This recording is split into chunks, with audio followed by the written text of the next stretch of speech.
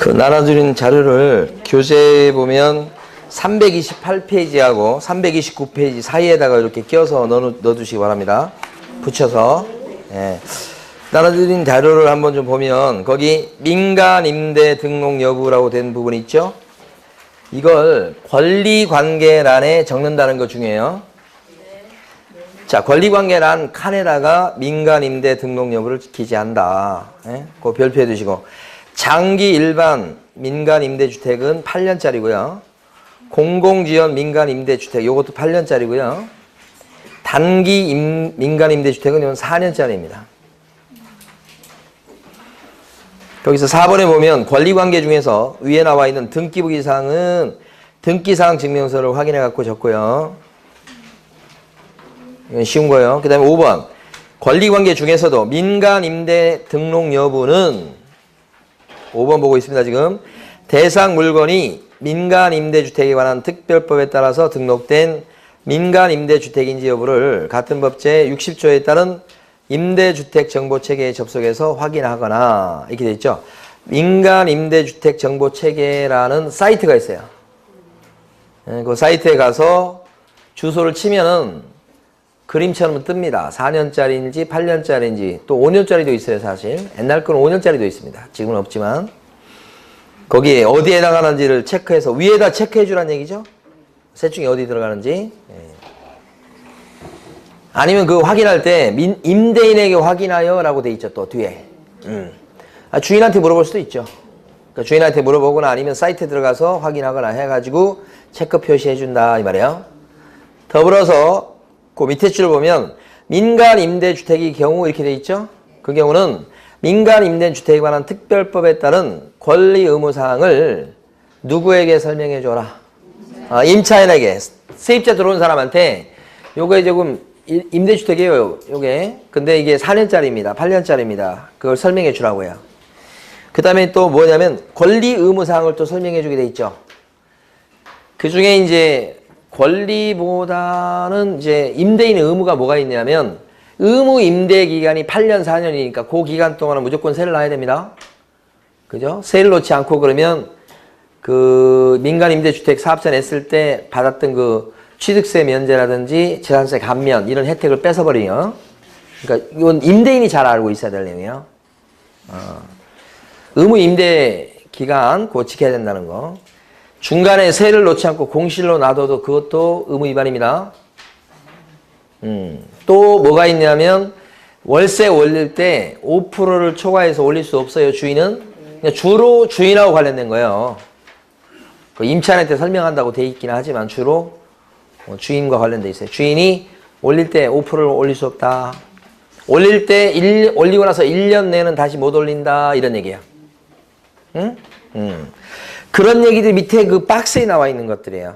그 박스에 나와 있는 내용을 한번 쭉 읽어보시면 방금 전에 제가 말씀드린 내용이 나와요. 올리고 나서 1년 내는 못 올리고 올릴 때마다 5%를 초과해서 올릴 수는 없고 지켜야 됩니다.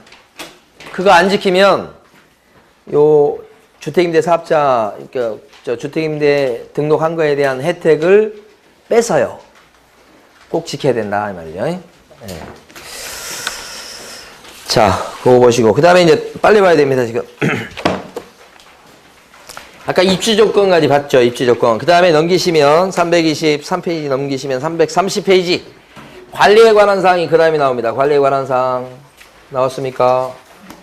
자, 관리에 관한 사항 내내 적는 거 제일 위에 두 가지인데 뭐하고 뭐예요? 경비실하고 관리 주체하고. 시험에 나오는 게 관리에 관한 사항에 경비실하고 주차장을 기재한다. 이딴 식으로 나와요. 그러니까 관리에 관한 사항에다가 뭘 적는가를 알아두셔야 된다고. 경비실은 있죠? 주차장 아니에요. 이름은 틀린 거예요. 뭐가 있어요 대신? 관리 주체가 나온다고. 관리 주체. 이런 것을 모든 항목을 다 이렇게 하셔야 된다니까. 그러니까 여러분 죽어나는 거야. 죽으세요. 자, 그 다음에 비선호시설 나왔죠. 6번째가 비선호시설. 자, 비선호시설 보면 혐오시설 적어주는 거예요. 주변에 있는 혐오시설, 비선호시설 뭐가 있을까요? 기억나는 대로. 영안실 같은 건 혐오시설이요. 그 다음에 LPG 충전소. 그 다음에 뭐 변전소. 쓰레기 적치장. 그 다음에 또 뭐냐면, 또 뭐가 있을까? 구치소. 광명에는 구치소 없죠? 수원에 가면 있어, 수원에 가면. 어디가 있어요? 아, 요 광명에 있어요? 아, 서울에 있어요? 그러니까 그런 것들이 비선호시설. 어떻게 적어준다고요? 어떻게 적어줘? 원리가 똑같아요. 개공이 확인해서 기재한다고요. 원리가 똑같다고요. 그래서 안 하는 거예요, 지금 계속. 자, 그 다음에 7번 별표하십니다. 그나마 요 방금 전에 왔던 것들은 그나마 좀 중요도가 떨어진 건데 7번에 예정금액 등 있죠? 예자를 따서 암기한 거예요. 예정금액 등은 적어주는 칸이 3개예요. 7번 별표하셔야 돼. 3가지가 뭐예요? 뭘 적어주죠? 예정금액, 또요. 개별 공시가, 또요. 건물의 공시가격 적습니다. 개별 공시가나 건물의 공시가격도 적어준다. 이 칸이 있는 것 자체가 중요하고요. 더 나가서 니은번에 보면 작성 방법이 나오는데 예정금액 등의 예정금액은 중개가 완성되기 전 예정금액을 적어주고 개별 공시가나 건물의 공시가격은 중개가 완성되기 전 공시가나 공시가격을 적습니다. 여기 나와 있는 거 적어줄 때는 중개가 완성된 때의 예정금액을 적습니까? 완성되기 전에 예정가를 적습니까? 전, 그걸 물어보는 거예요. 완성된 때라고 나오면 틀리다고요. 시험 문제 출제되는 게 딱 한정이 돼 있기는 하나 이렇게 세부적으로 물어보기 때문에 여러분들이 잘 익혀 놓으셔야 된다고요. 근데 중개사법은 제대로 한 번만 딱 공부를 해두시면 솔직히 공부한다는 게 문제풀이라잖아요. 문제 풀어서 한번 느끼시고 기억을 해두시면 그 이상의 내용은 시험 문제 출제되지 않는다는 게 장점이에요. 중개사법은. 공법은 그 깊이를 누구도 알 수 없어요. 대표적인 법이 공법이에요. 그러니까 나중에 시험 문제 나왔는데 선생님도 못 풀어요. 그게 공법이에요. 거기서 공법에서 고득점 맞겠다고 하는 것은 허황된 생각이에요. 중개사법은 처음에는 짜증이 나지만 거기까지예요. 거기까지라고. 완성된 때냐 완성되기 전이 미치겠어 그것 때문에. 근데 확인 설명서는 전부 다 전이에요. 뒤에 또 나오겠지만 전이라고. 완성된 때가 없고 완성되기 전이다. 그 다음에 또요. 셋째줄 가로 안에 보면 임대차의 경우에는 개별 공시가 및 건물의 공시가격의 기재를 어떻게 할 수 있다고? 생략할 수 있다고. 안 적어줘도 괜찮다. 안 적어줘도 괜찮은 것은 뭐예요? 아, 임대차인데 뭐 적어준 항목 중에 뭘 안 적어줘도 괜찮은 거예요? 공시가하고 공시가격이에요. 예정금액은 안 들어가. 조심하셔야 돼. 거기도 벌써 몇 번 출제됐던 내용이고. 그 다음에 8번이요. 드디어 왔습니다. 8번이 취득 관련 조세죠. 취득 관련 조세. 8번이요. 취득 관련 조세다. 취득 관련 조세. 8번. 취득 관련 조세입니다. 이때 적어주는 조세가 3가지인데 여기도 하나, 둘, 셋. 뭘 적어주죠? 취득세. 또요. 농어촌 특별세. 다시 하나 더. 그치? 어떤 세금을 적어주는지를 물어봐. 그래서 취득 관련 조세에는 취득세, 농어촌 특별세, 재산세, 지방교육세 적는다 이렇게 돼요. 기출문제예요 이거. 뭐가 틀렸어? 재산세 나오면 안 되지. 그 얘기입니다. 밑에 보시면 작성 방법에요. 취득시 부담할 조세의 종류 및 세율은 중개가 완성되기 전 지방세법의 내용을 확인하여 적습니다. 완성된 때예요. 완성되기 전이에요. 전. 확인설명서는 전이라고요. 여기까지가 뭐예요? 기본 확인사항이죠. 기본 확인사항 8가지인데 이게 특징이 뭐냐면 개업공인중개사가 확인해갖고 적어주고 절대 개공이 요구할 수는 없다. 물어볼 필요가 없어요. 정보를 갖다가 달라고, 자료를 달라고 요구할 필요가 없어. 그냥 스스로 조사할 수 있는 거예요. 등기부에 나오잖아. 등기부 가지고 조사하시면 돼. 민간 임대 등록 여부도 사이트 보면 알 수 있어요. 그러니까 뭐요? 물어보거나 그럴 필요도 없다. 이렇게 보는 거예요, 사실은. 공법상 규제상은 토지용 계획서나 이런 거 보면 알 수 있는 거예요. 스스로 조사하시는 거예요. 이 족보는, 이 기본 확인사항은 스스로 조사한다고 생각하시면 돼. 그런데 여기는요, 지금부터는 세부 확인사항은요, 도움을 요청할 수 있죠? 그래서 확인하는 것을 기재하는 거니까. 시험에서는 중요한 게, 요 두 개를 구별하는 게 맨날 시험에 나오는 거예요. 이쪽 집안하고 이쪽 집안은 집안이 틀려요, 집안이? 여기는 요구할 수 있다고, 요구할 수 있다고. 여기는 요구를 못하는 거라고. 그래서 완전히 집안이 틀려.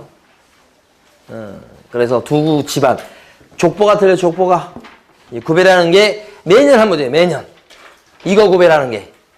그러니까 요 8개 암기하시고 요거 4가지 암기하셔야 되는데 혹시 8개 암기할 때 요게 힘드시면 이걸 포기하더라도 이건 절대 포기해서는 안 돼요. 그래서 요구할 수 있는 건데 이걸 세부 확인사항이라고 부르는데 요게 4가지예요. 그래서 여기서부터 암기하셔가지고 요 새 실내 벽이 환합니다. 환해요. 환해요. 요 새 실내 벽이 아주 밝다고요. 환하다고요. 이렇게. 네, 요게 이제 보면 9번, 10번, 그 다음에 11번, 그 다음에 12번 이렇게 4가지. 그래서 지금 세부 확인사항 쪽에 가시면 우리 교재에서는 1번, 동그라미 1번으로 되어 있네요. 예, 그건 이제 9번째인 겁니다. 사실은 9번째. 제목이 뭐라고 되어 있어요? 실제 권리관계 또는 공시되지 않은 물건의 권리에 관한 사항 이렇게 되어 있죠. 그 몇 번에 몇 번? 동그라미 1번이라고 되어 있는데 9번, 9번째 항목이라고요. 여기 내용이 사실은 칸은 하나인데 내용이 2개예요. 칸은 하나인데 내용이 몇 개? 2개라고, 2개라고. 칸이 하나인데 내용이 몇 개? 2개. 뒤로 넘기셔야지 왜 앞으로 오세요? 뒤로 넘겨주세요. 뒤쪽으로 넘기시라고 그걸. 받으셔가지고 뒤쪽으로 넘기셔. 자, 여기 보면 실제 권리관계가 뭐냐면 등기부에 안 나오는 권리관계예요. 등기부에 안 나오는 권리관계가 뭐가 있어요?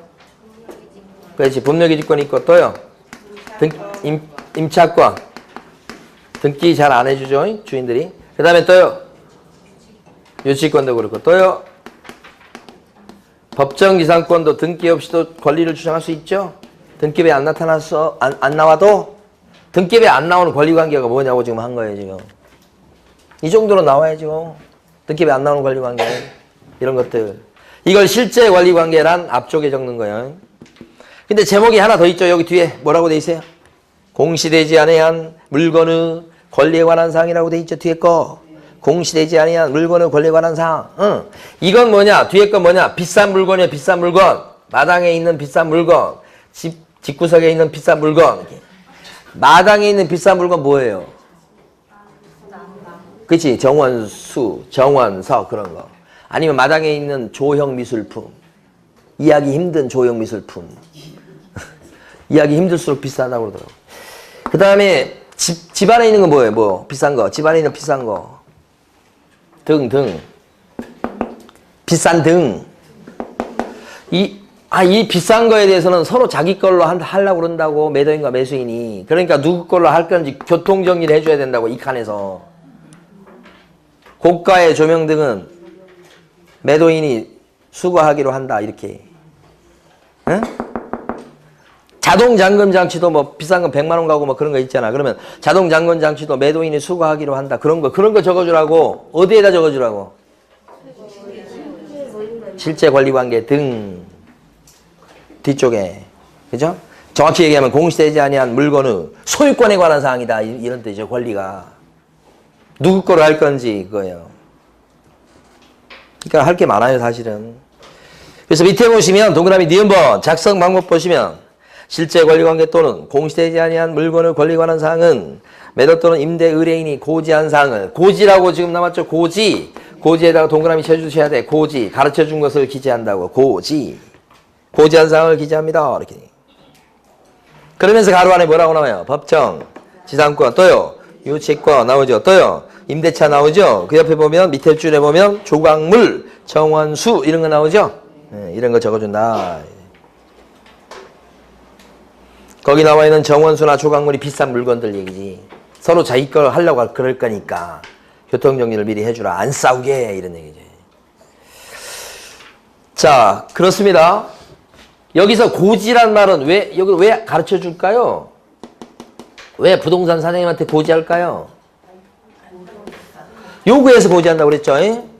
달라고 그러니까 정보를. 그래서 가르쳐 준 거란 말입니다. 그래서 이 고지란 말은 어떤 말하고 똑같은 뜻이다? 요구. 요 뒤에 나와 있는 네 가지는 요구할 수 있다고 그랬잖아요. 그 고지가 요구의 의미다 이 말이에요.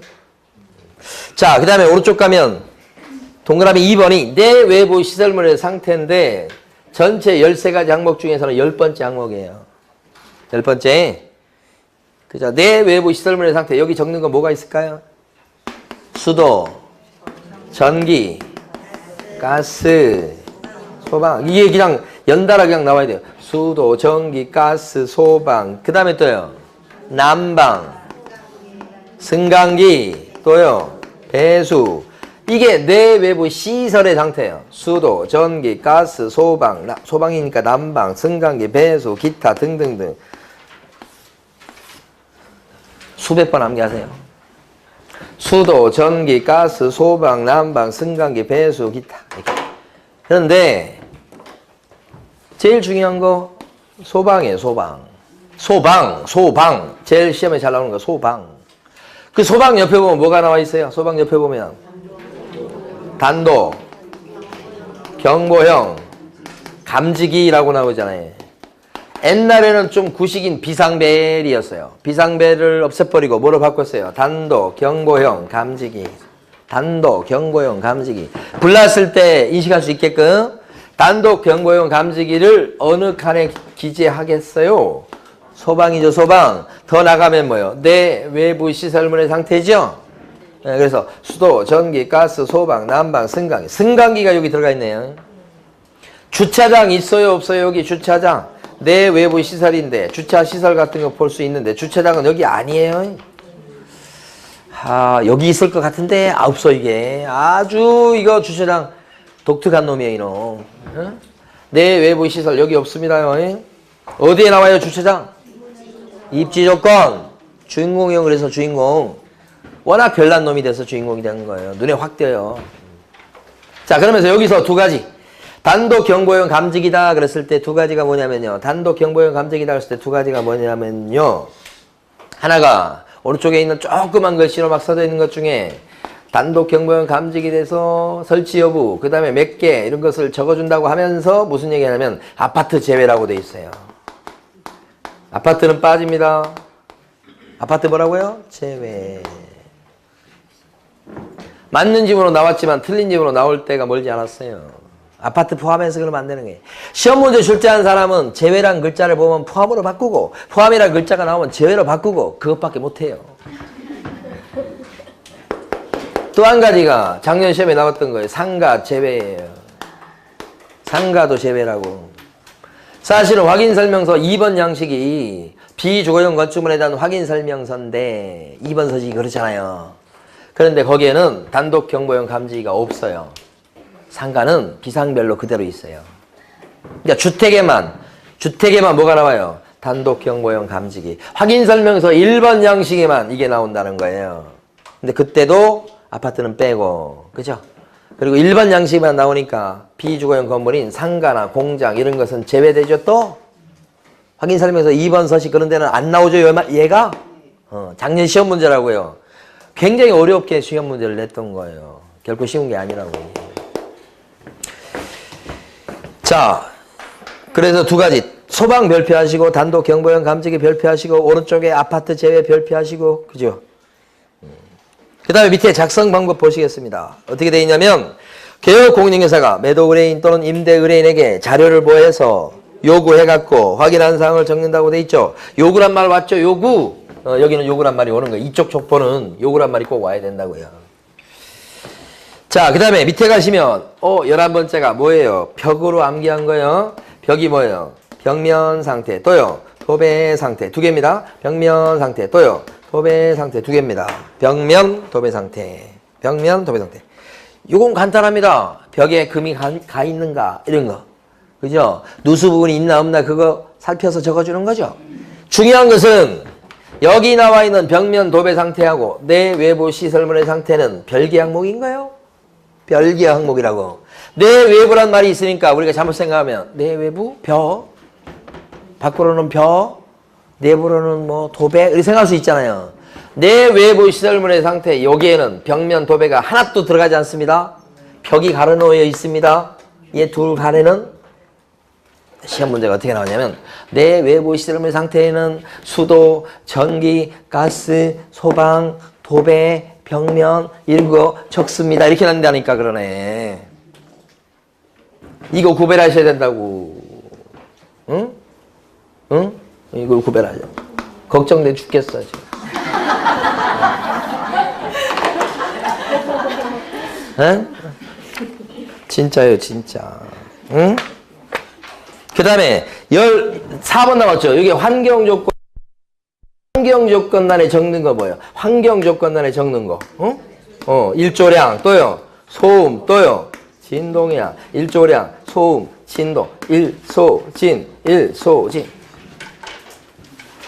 환경조건란에 적는 것 중에 자 다시 한번 방향 있어요 없어요? 방향 없어요. 방향을 어디에다 적어주는 거예요 도대체?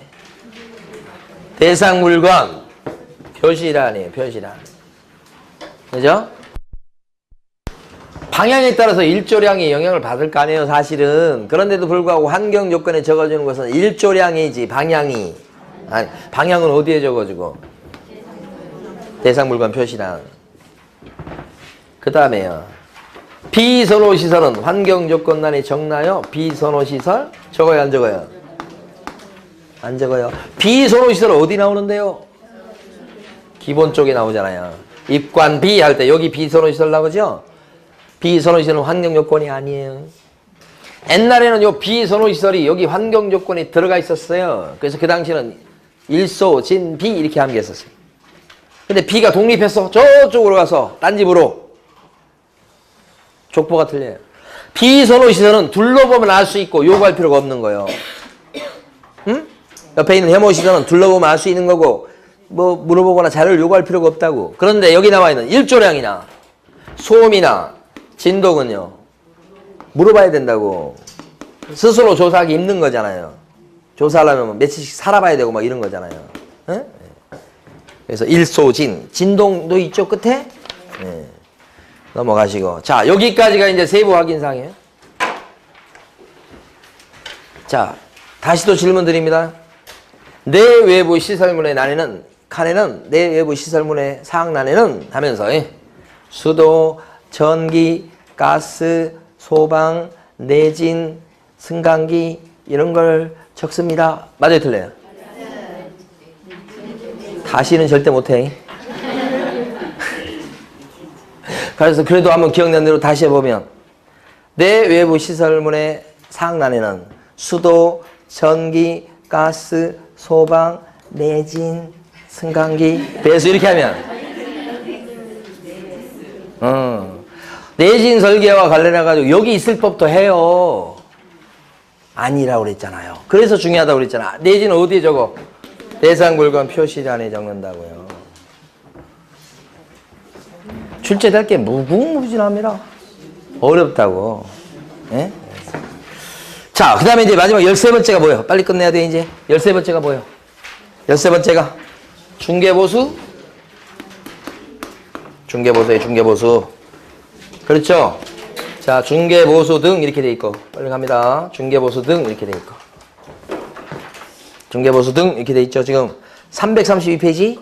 예, 그러면 거기 칸에 보면 중개보수 얼마, 실비 얼마 적는 칸이 있고 오른쪽에 가시면 산출 내역을 기재하는 칸이 있나요? 산출 내역? 있어요. 산출 내역도 적어줍니다. 그런데 밑에 보면 깨알 같은 글씨로 막 돼 있죠. 자, 두 가지가 중요합니다. 첫 번째는 여기 깨알 같은 글씨 중에 제일 끝부분에 가면 부가세가 나옵니다. 자, 부가세 뭐라고 나와요? 부가세는 별도로 부과 될 수 있다. 별도로 부과될 수 있다. 예를 들어서 중개보수가 100만 원이에요.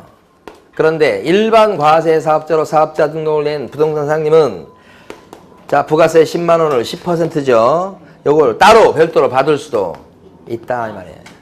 응? 이게 중개보수에 100만 원이 100만 원이 이 중개보수에 부가세가 포함된다. 맞아요, 틀려요? 아니, 공부할 거이 많다고 짜증내지 말고 하나씩 하는 거요. 하루아침에 되는 거 아니라니까 그러네. 여러분은 공부를 시작하는 순간에 죽었어.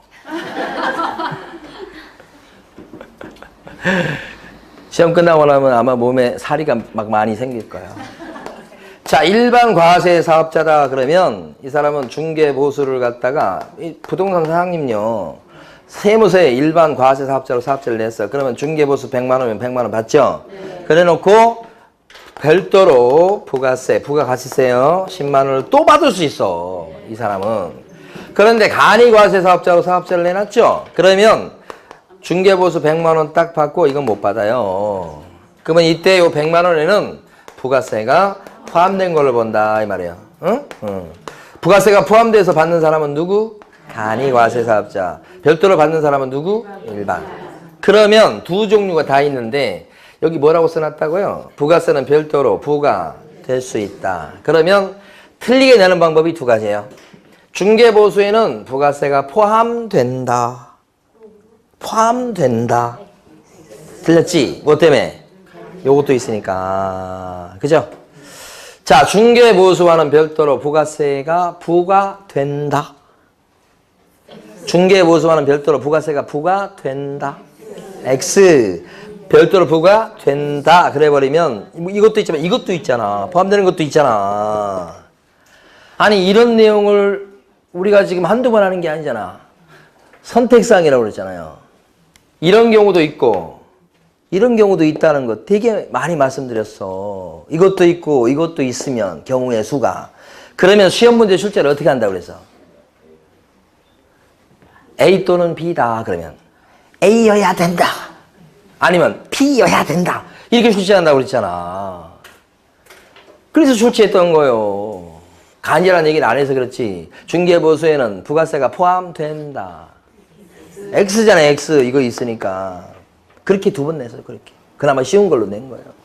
응? 대비하셔야 돼. 그 다음에 또 하나. 밑에 보시게 되면 작성 방법 보십니다.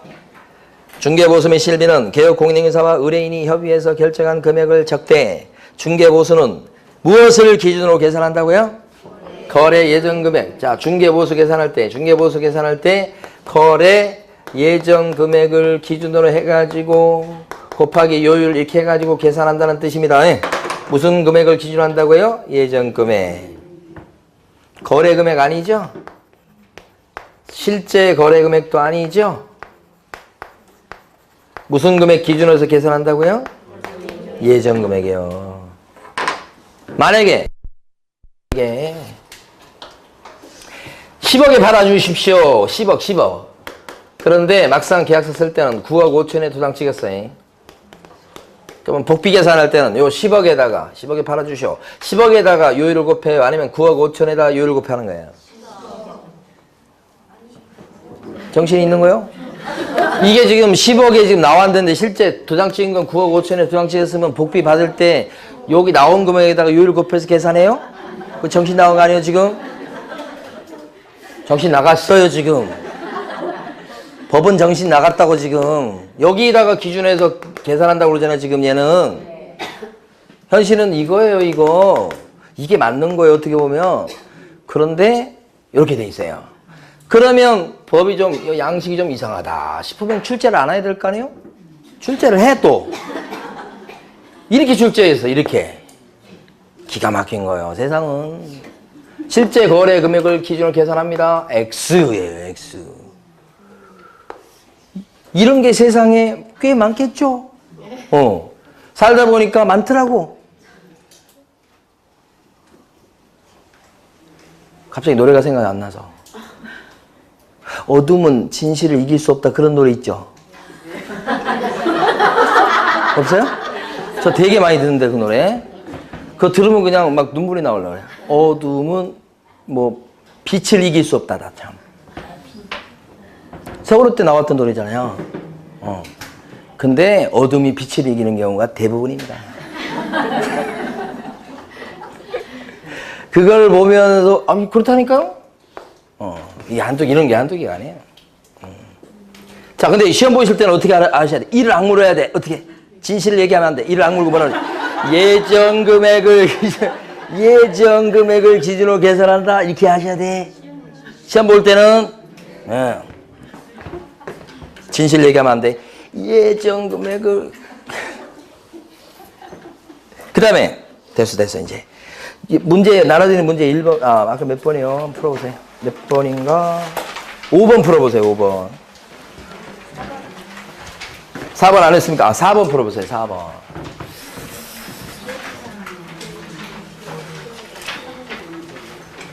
4번이요.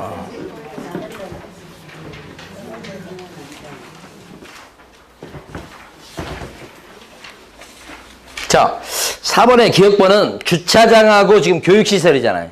골치 아픈 문제입니다. 4번. 주차장하고 교육시설인데 그게 어디에 들어가냐면 입지 조건에 들어가요. 주차장 나왔죠? 교육시설이죠? 입지니까 기본이죠? 답 아니네. 세부를 물어봤죠 지금. 그 다음 니은번은 벽면 도배 상태는 여기 들어가죠. 벽면 도배 여기 들어가죠. 세부죠? 답이죠. 요거. 디귿번 경비실은 어디 나와요? 경비실 관리 관한 사항에 경비실이냐 관리 주체가 있냐 누구냐 이거 여기 경비실 나오죠. 기본 쪽이니까 답이 아니고 비선호시설은 입관비 비는 뭐야? 기본이죠. 답이 아니고 소음이나 진동은요. 일소진 소음이나 진동은 환경 조건이니까 세부 확인 사항 쪽에 들어가죠. 답입니다 이거. 미음번은 예정금액 등은 어디 나와요? 예정금액 등 줘버려라. 예정금액 등은 기본이죠. 답 아니고 마지막이에요. 전기 소방 승강기는요. 전기 소방 승강기는요. 내외부죠. 따라서 세부죠. 요건 답이죠. 그래서 지금 답은 미음번 그 다음에 시옷번 3개죠? 답이 3번. 자, 5번 풀어보시고.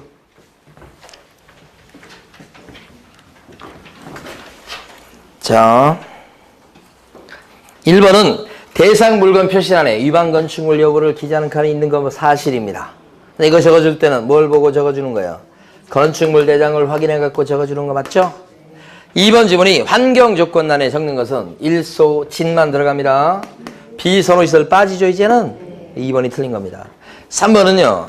세율을 기재해서 적어주는 조세는 3가지인데 취득세, 노전 특별세, 지방교육세 3가지입니다. 자, 4번째요. 입지 조건란에 적어주는 거 보니까 순서를 막 바꿨어요. 그런데 어쨌든 도, 대, 차, 교, 판 그죠? 맞죠 그러니까? 마지막 5번 관리 관한 사항 그러면 2가지 정도니까 기억을 해주셔야지. 경비실 관리주체 경비실 관리주체 그쵸? 됐습니다. 자, 이번에 6번 문제를 풀기 전에 7, 8을 잠깐 보십니다. 자, 확인 설명서 양식 자체가 자, 이걸 7, 8을 보시고 이제 6번 문제를 풀 거예요. 4개입니다. 2번, 3번, 4번. 이게 물건이 주거용 건물일 때는 1번 써주고요. 비주거용 건물일 때는 2번 양식을 써주고요. 토지일 때는 3번을 써줍니다. 그리고 임목이나 광업재단, 공장재단일 때는 4번 양식을 써준다. 그래서 주, 비, 토, 입 1번, 2번, 3번, 4번 주, 비, 토, 입 이렇게 자, 그런데 기재 항목 중에 보면 환경 조건을 기재하는 칸이 있느냐 일조량, 소음, 진동 이런 거잖아요. 환경 조건을 적는 칸은 주거용만 있습니다요. 비주거용 없습니다. 상가, 공장 없어요. 없습니다. 아까 봤던 소방과 관련해서 단독 경보용 감지기 있죠. 단독 경보용 감지기는 주거용에 기재합니까? 있습니까? 있어요. 비주거용요. 상가 제외된다고 그랬죠. 없죠. 토지는 건물 없는 나대지 얘기예요. 이게 건물이 없어 아예 안 적어요. 안 적어요. 어디만 적어요? 주거용만. 그럴 때도 아파트는 어떻게 해요? 제외시키고 그렇다는 뜻이에요. 그게 작년 문제란 말이에요. 자, 비선호시설 나왔습니다. 이번에 비선호시설. 그러니까 비선호시설 그러면 어떻게 해요? 적죠? 안 적죠? 상관 안 적어요. 여기 또 적어요. 땅은 여기 안 적어요. 이렇게. 비선호시설이 혐오시설 같은 거 얘기합니다. 그래서 막 들쑥날쑥해요. 그래서 기억하실 때 비선호시설은 비를 떠올리시고 비, 내리는 비. 응? 그래서 비가 오다가 말다가 오다가 말다가 이렇게 기억하시고. 이게 상식으로 해결 안 됩니다. 암기하셔야 됩니다. 비가 오다가 말다가 오다가 말다가 이렇게. 중요하고요. 요 두 개가 주인공입니다. 사실은 나머지는 들러리입니다. 여기 주연, 남자 주연, 여자 주연, 주연이고 그 다음에 이제 조연이나 엑스트라가 나와요. 조연 중에 보면 입지 조건은요 도, 대, 차, 교판인데 기장목이 조금 달라지긴 하는데 어쨌든 여기까지는 적어요. 여기 4번만 쏙 빠지는 거예요. 여기. 자, 조연급에 해당하는 것 중에서 공법상 이용제한 거래 규제가 있어요. 이것은 거의 다 있는데 끝에만 쏙 빠져요. 공통점이에요. 두 개가 여기 요 정도가 조연.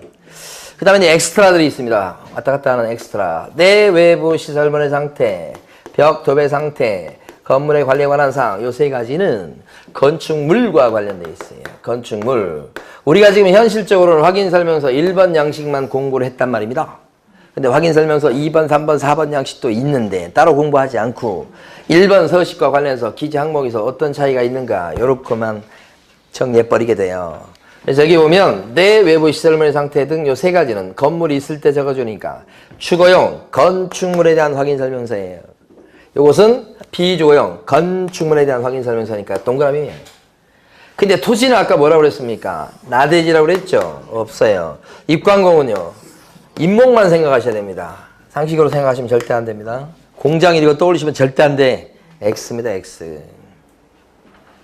그래서 동그라미 X 이렇게 돼. 이렇게 일단 기억을 해두셔야 돼. 근데 이러다 보니까 출제할 때 확인설명서 1번 서식에 기재하는 거 물어볼까요? 다 기재하는데 뭘 물어볼까요? 4번 서식을 물어볼까요? 물어볼 수 있어요. 물어볼 수 있지. 그죠? 대부분 안 적는 게 많아서 그렇지. 1번 서식은 물어보기가 불가능하지. 다 적어주는데 뭘 물어봐요. 그런데 4번 서식은 물어볼 수는 있는데 대부분 안 적죠? 그럼 주로 뭘 물어봅니까? 비주거용하고 토지를 물어보죠. 물어보는 게. 한 문제로 물어볼 때 대부분 기재상 물어볼 때 얘 아니면 얘를 물어본다고. 그래서 처음에는 토지를 물어봤었어. 그 다음에 작년에는 상가를 물어봤어. 이제 번갈아가면서 나올 수밖에 없어요. 물어보면. 그때도 어디가 주인공이냐? 얘 둘이 주인공이요. 이거의 주인공이라고. 여기가. 그거 갖고 거의 출제를 해요. 그 다음에 또 하나는 모든 확인설명서에 공통으로 나오는 공통기재사항이 있어요. 자, 공통기재사항이 6가지가 있는데 암기를 해버리셔야 돼. 확인설명서 1번 서식이 됐든 2번 서식이 됐든 3번, 4번 서식이 됐든 다 나오는 거. 자, 암기하실 때는 이렇게 예수의 뭐라고요? 취권 발표다. 전 세계 사람들의 공통적인 관심사는 예수님의 취권 발표다. 이렇게. 얼마 전에 아니라 어젠가 그젠가 그 프랑스에서 어떤 저 성당이 막 불탔죠. 예? 일부가. 근데 거기 인터넷으로 이렇게 보다 보니까 거기가 불탔는데 불탈 때 예수님의 형상이 거기 나왔다는 거야. 그래가지고 그 불탄 그거 사진에다가 또 확대해가지고 이렇게 동그라미 쳐가지고 이렇게 예수님 형상이라고 하면서 이렇게 SNS에 이거 떠돌고 있는 사진이 거기 인터넷에 떴더라고. 그래서 제가 그 사진을 뚫어져라 봐서 예수님이 있나. 제 눈에는 안 보이더라고요. 제가 눈이 잘못됐는가 모르겠는데. 근데 그게 막 예수님 형상이라고 해서 돌아다닌다고 그렇게 얘기하더라고. 예. 자, 예자가 뭔데요, 그러면? 예자가 뭐냐고? 예정금액. 예정금액이요. 그 다음에 수가 뭐예요? 중개보수. 아까 예정금액 기준에서 중개보수 계산한다고 그랬잖아요. 예. 그 다음에 취는 뭐예요? 취득 관련 조세. 취득 관련 조세. 취득 관련 조세. 세 가지 있었잖아요. 취득세, 농특세, 지방교육세 했었잖아요. 요 권자는 뭐예요? 권리관계. 또 근데 여기는 실제 권리관계 요것도 같이 알아두셔야 돼. 실제 권리관계랑 권리관계는 다 별개의 항목이에요. 다 질문 드립니다. 권리관계는 기본 족보가 어디냐고. 권리관계는 기본 확인사항이에요, 세부 확인사항이에요. 권리관계 왼쪽 기본이요. 자, 실제 권리관계는 기본이요, 세부요? 세부라면 족보가 틀려요.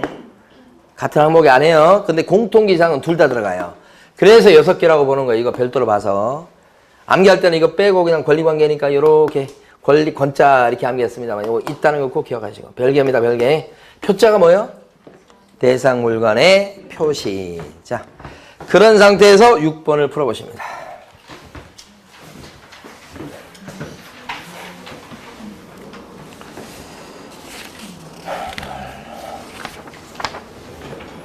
자, 1번은 컨닝 하실 수밖에 없어요. 암기 안 돼 있으면. 비주거용 건축물에 대한 확인 설명서는 두 번째 겁니다. 여기에는 소음 같은 환경 조건을 기재합니까? 소음 같은 환경 조건을 기재해요? 안 하잖아요.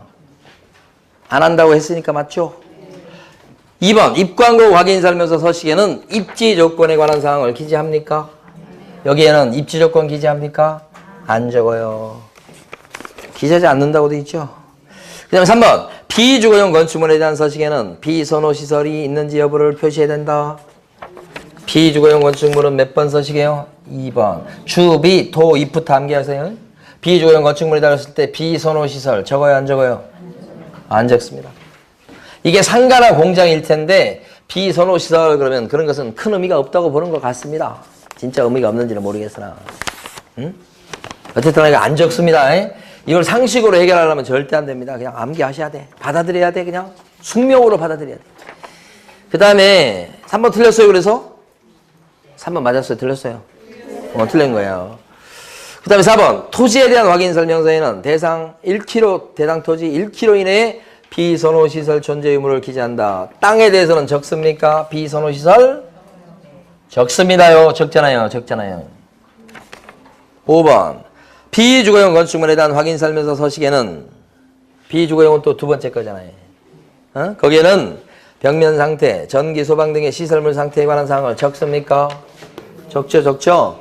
비주거용 뭐니까? 건축물. 그러니까 내 외부 시설물의 상태, 벽면 도배 상태 적잖아요. 틀린 게 3번이죠? 어려운 문제예요. 자, 오늘 나눠드린 자료를 마지막으로 보겠습니다. 전자계약인데요.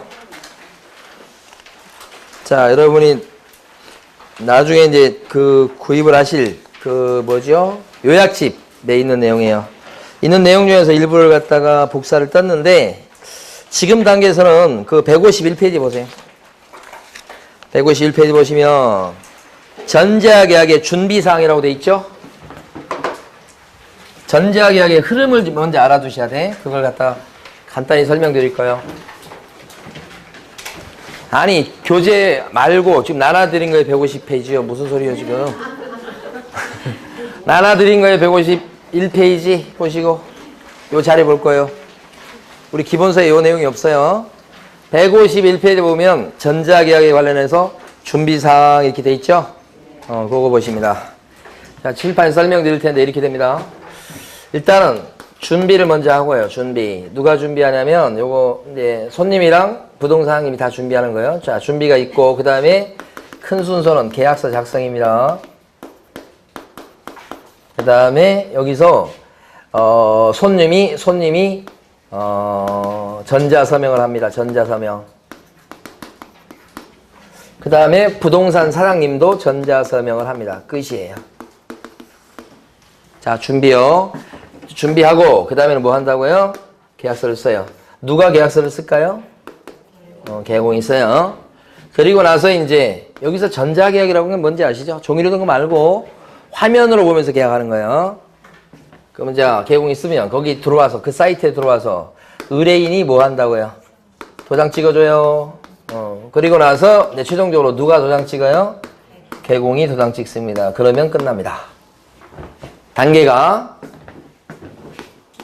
준비할 거 준비해가지고 그 다음에 개공이 사이트에 들어가서 컴퓨터로 들어가서 계약서를 쓰고 그 다음에 손님이 거기 들어가서 그 사이트에 들어가서 도장 찍어주고 또 사장님이 나중에 최종적으로 이 도장 찍은 걸 확인하고 자기 도장 찍어서 끝내는 거예요. 이거요. 사실은 제일 중요한 게 이렇게 했을 때 어떤 효과가 생기냐, 여기가 제일 중요하네요. 그 이후 효과가 여기 제일 중요한 건데, 일단 그 전에 봐요. 준비할 때 보면 뭘 준비하냐면, 부동산 사장님은요, 일단은 부동산 거래계약 전자 시스템이라고 하는 그 사이트가 있어요. 전자 계약을 갖다 체결하는 사이트가 있다고. 거기에 회원 가입하셔야 돼. 회원 어떻게 가입해야 되느냐, 이거 모르면 또 막 안내를 받고 그러거든요. 가입하시고, 회원 가입하시고, 그 다음에 그 사이트에 공인인증서를 등록을 해 두셔야 돼. 우리가 이제 저 은행에서 입출금 할 때도 보면, 신한은행이다 그러면 거기에 범용이든 아니면 그 은행에서 발급한 것이든 공인인증서를 거기다 등록을 시켜놔야지.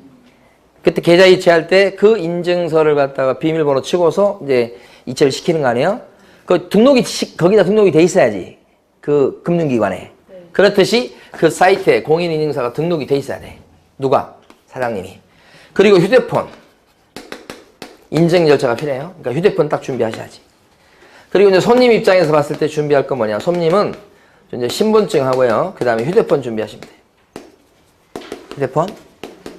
인증, 본인 인증 때문에 그래. 본인 인증 때문에. 거기 지금 나온 게 준비사항 해가지고 써놓은 게 바로 요거예요. 준비 끝났어요. 예?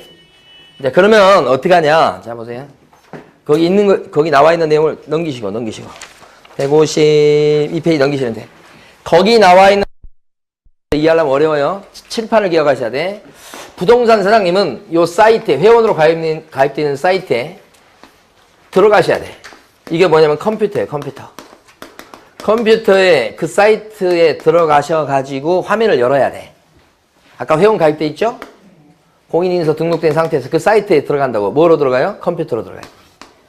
스마트폰이 아니고 컴퓨터 들어가. 그래서 거기 가서 계약서 작성 메뉴를 눌러야 돼요. 매매인지 임대차인지 선택해서 눌러요. 그럼 계약서를 처음에 써요. 계약서입니다.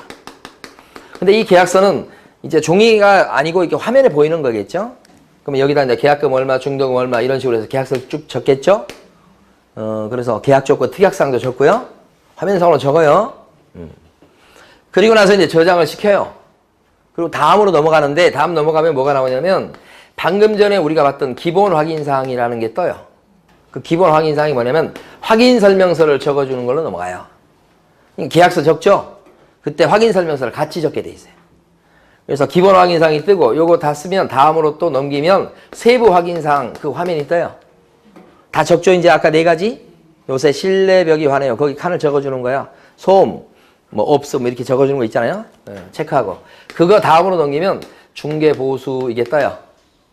그럼 여기 또 밑에 칸에 보면 도장 찍는 칸이 떠요. 이렇게. 그래서 여기다가 개업공인 가서 다 쓰고서 아직 도장 찍으면 안 됩니다. 개공은 서류만 작성해 놓은 거예요. 화면상으로. 그러면 딱 끝냈죠. 저장을 눌러. 저장을. 그러면 이제 일단 계약서를 써놓은 거야. 근데 가만히 보니까 계약서만 쓴 게 아니죠. 뭐 또 같이 써놨죠? 확인 설명서를 같이 써놓은 거예요. 아직 도장 찍은 건 아니에요. 그래 놓고 손님한테 안내를 하셔야 돼. 손님이 어디 있겠어? 떨어져 있을 수도 있고 가게에 있을 수도 있어. 떨어져 있는 손님한테 뭐라고 하시는 거예요? 이 사이트에 들어오시는데 이때는 컴퓨터로 들어오는 게 아니야. 스마트폰에 있는 이 부동산 거래 전자 시스템이라는 그 앱이 있어요. 앱을 다운 받으셔가지고 거기에 로그인을 하셔야 돼. 누가? 손님이. 그러니까 스마트폰 가지고 하는 거예요. 컴퓨터 가지고 하는 게 아니고 스마트폰 가지고 하는 거예요. 그래서 들어가서 뭘 하냐면 여기 하다 보면 요게 지금 있을 거 아니에요. 여기로 가는 거예요. 그랬을 때 그 절차 중에 보면 사진이 하나 떠, 사진. 요렇게 잘생긴 사진이 떠. 누구 사진일 것 같아? 부동산 사장님 사진이 떠. 이 사람이 지금 중개하는 사장님 사진 맞는지를 갖다가 이거 확인하시라 이 말이야. 아, 지금 여기 도장 찍기 전에 요 부동산 사장님이 지금 중개하는 사장님이 요 사람 맞습니까? 확인하시라고. 맞아요 하고 넘기시면 그 다음에 어떻게 돼요? 자, 자기 인증하는 거, 휴대폰 인증하는 거 있어요. 휴대폰 인증하고 그 다음에 요 사진 요거 확인하고 그러고 뭐 하는 거예요 결국은? 전자서명한다고요. 전자서명할 때 어떤 화면이 뜨냐면 마지막에 계약서 다 읽어봐야 되겠죠? 다음 페이지 가면 153페이지 넘겨보세요. 중간에 막 이렇게 쌓이는 거, 이렇게 막 이렇게 쌓이는 거 있잖아요. 그거요. 서명한다고. 그죠? 서명하게 됩니다. 끝났죠, 이제 서명? 그럼 여기, 계약서 여기 지금 뭐예요? 이름 적히면서 여기가 사인이 들어가게 돼요. 에? 됐어요? 전자서명이요? 그래 놓고 이제 저장을 딱 누르면, 이제 누가 와야 돼? 이제 계약이 다 끝난 게 아니에요. 이제 손님들은 둘 다 해야 돼, 둘 다. 매도인, 매수인이 다 이렇게 해줘야 돼. 그러면 요 전자계약서에 두 사람의 이제 서명이 다 들어가 있어, 이제. 누가 이제 또 해야 돼? 부동산 사장님이 마무리를 짓는 거야. 부동산 사장님은 어디로 들어가? 컴퓨터로 또 들어가. 가면, 요렇게 여기까지 된 것이 마이 페이지라고 하는 여기 이용하는 사람이 얼마나 많겠어. 그죠? 근데 자기가 회원으로 돼 있는 거기 자기 페이지에 보면 진행 중인 페이지에 보면 요거 대기 중인 계약서가 뜨겠지. 그걸 클릭해요. 열어요.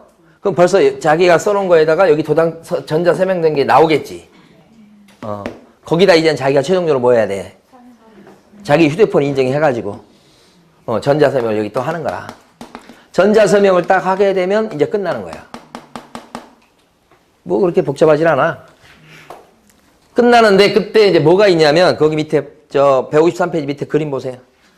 이게 만약에 임대차 계약서다 그러면 153페이지 밑에 부동산 임대차 계약서다 그러면 거기 보면 뭐가 나오냐면 전자계약서 해놓고 오른쪽에 보면 요렇게 칸이 두 개 있죠?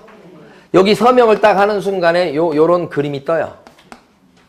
여기에 이제 언제 서명함으로써 이 계약 내용이 확정되었다고 하는 그런 마무리 절차예요, 마무리 절차. 그래서, 거기 이제 요게 딱 떠요. 거기 보면 뭐 시간도 뜨고 막 그래요. 끝났어, 이제. 이런 게 있음으로써 함부로 못 고치게 하고요. 그 다음에 이제 다른 사람의 위조, 고치거나 그렇게 절대 못하게 만드는 거예요. 그래서 이렇게 서명하면 요게 딱 떠. 그러면 이제 어떻게 해? 완전히 끝난 거야. 이렇게. 끝났는데 이제 마무리로 이렇게 되면 자동으로요.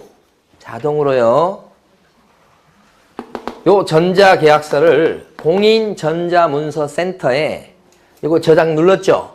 그럼 그쪽으로 바로 가요. 공인전자문서센터에 이 전자계약서 문서가 기록이 돼요. 보존이 된다고. 그래서 전자계약서가 자동 보관돼요. 원래 이제 몇 년간 보관해야 되는데요? 5년이죠? 5년 동안 자동 보관이 된다고. 종이로 든 걸 따로 보관할 필요가 없어. 요게 중요한 거예요. 그리고 요때는 실거래가 신고를 따로 안 해요. 거래 신고가 요 계약서 눌렀죠, 여기? 전자서명 했죠? 그럼 자동으로 실거래가 신고가 이루어져요. 따로 할 필요가 없어. 그 다음에 요게 임대차 계약서일 때는 확정일자가 자동으로 부여돼요. 확정일자가 자동으로 부여된다고. 요것이 전자계약의 장점이라고 얘기하는 거예요. 그러니까 이걸 갖다 이 과정을 알아야지 이제 앞에 나와 있습니다만 전자계약이 요게 편리해요. 장점이 이거예요. 그런 설명은 이걸 알아야 이해가 되는 거라고. 그래서 이번에 공부할 때는 이 과정을 한번 봤어요. 제일 중요한 게 뭐냐, 사실은. 이런 순서를 갖다가 물어볼 수는 있어요. 물어볼 수 있는데 그거보다 더 중요한 건 여기를 물어볼 가능성이 되게 높은 거예요. 전자계약을 체결하면 어떤 장점이 있냐, 어떻게 되냐 이런 것들 있잖아요. 이런 질문 한 5개 모아서 물어볼 가능성이 높아요.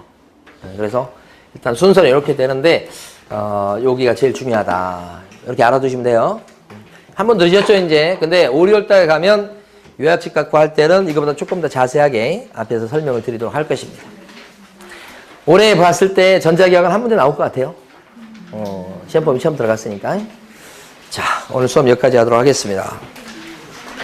수고 많으셨습니다. 감사합니다. 네.